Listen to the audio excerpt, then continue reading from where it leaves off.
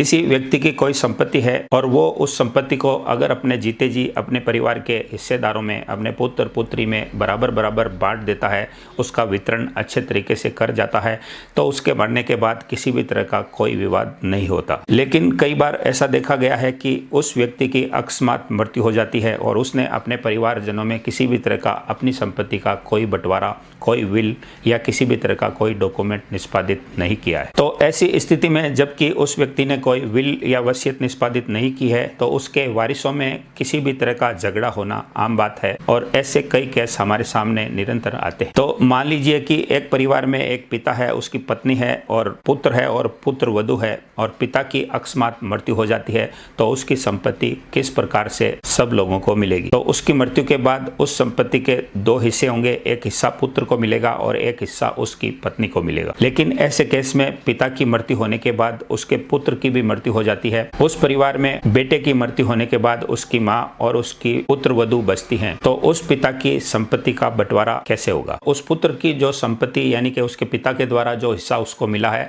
उस हिस्से में उसकी पत्नी और उसके बच्चों में वो हिस्सा बराबर डिवाइड हो जाएगा।